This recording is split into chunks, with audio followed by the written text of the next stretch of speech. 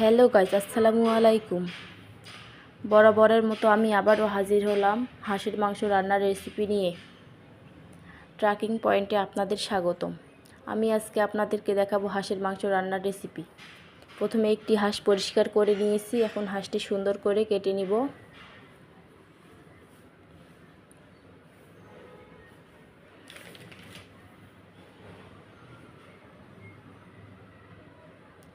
আমি সবসময় চেষ্টা করি রান্নার স্বাদ খুঁজতে এবং উপভোগ করতে। আমার রান্নাটি যদি আপনাদের ভালো লাগে অবশ্যই লাইক, কমেন্ট, শেয়ার করে জানাবেন। আমি হাঁসের মাংস পিস পিস করে কেটে নিচ্ছি।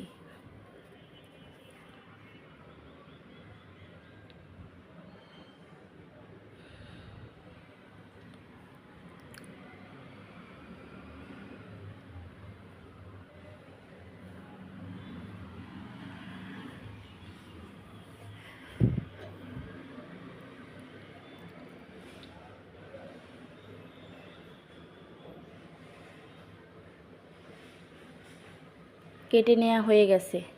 এখন আমি একটি চুলায় প্যান বসিয়ে 2 টেবিল চামচ ধনিয়া, 2 টেবিল চামচ জিরা, 1 থেকে 4 ভাগ জয়ফল এবং 1 থেকে 2 ভাগ জয়ত্রী, 10 থেকে 12টি এলাচ, ছোট 4 টুকরো দারচিনি,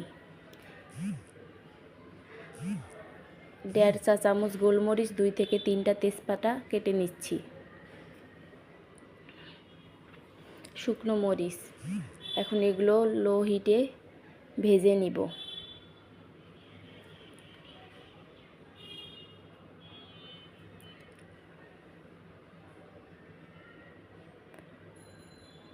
সুন্দর করে ভেজে নেওয়া হয়ে গেলে ব্লেন্ডারে এগুলো নিয়ে ব্লেন্ডার করে নিব।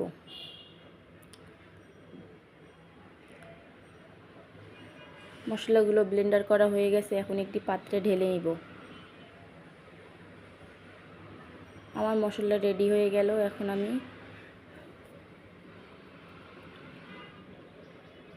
চুলায় একটি প্যান বসিয়ে 1.5 কাপ তেল দিয়ে দিলাম।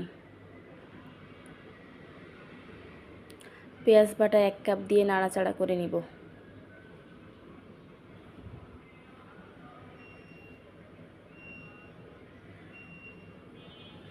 এরপর রসুন বাটা 2 টেবিল চামচ, আদা বাটা 2 টেবিল চামচ দিয়ে নাড়াচাড়া করে নিব।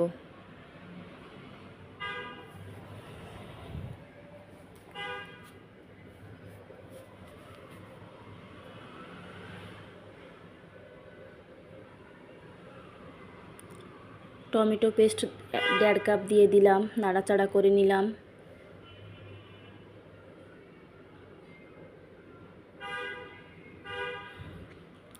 এখন ওই মশলাগুলো হালকা দিয়ে দিলাম, লবণ স্বাদ মতো, হলুদ গুঁড়ো 1 চা চামচ, মরিচ গুঁড়ো 1 চা চামচ দিয়ে নাড়াচাড়া করে নিলাম।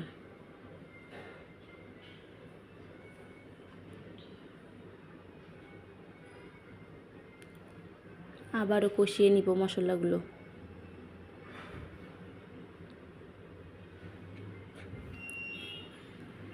এরপর কেটে রাখা মাংসগুলো দিয়ে দিচ্ছি। মাংসগুলো দিয়ে দেওয়া হয়ে গেলে এখন একটু নাড়াচাড়া করে নিব।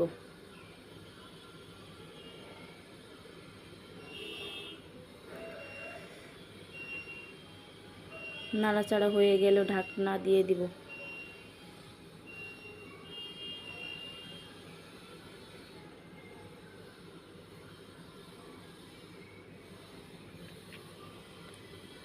ভিডিওটি আপনারা কে কোথায় থেকে দেখছেন কমেন্ট করে জানাতে ভুলবেন না।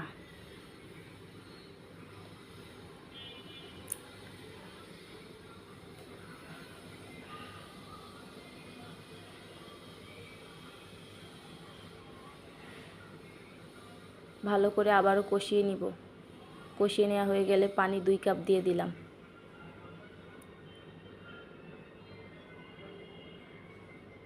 ঢাকনা দিয়ে দিব সিদ্ধ হওয়ার জন্য। তারপর কাঁচামরিচ দিয়ে ঢাকনা দিয়ে দিব সিদ্ধ হওয়ার জন্য।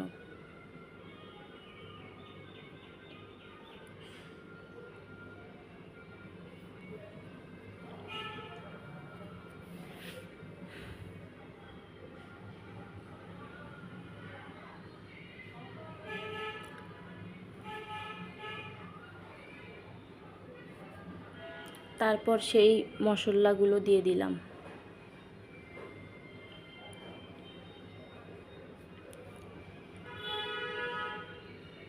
চুলা বন্ধ করে নিয়েছি। দেখেন আমার হাঁসের মাংস রান্নার রেসিপি হয়ে গেল। আপনারা অবশ্যই বাসায় ট্রাই করবেন। আমার রান্নার রেসিপি যদি আপনাদের ভালো থাকে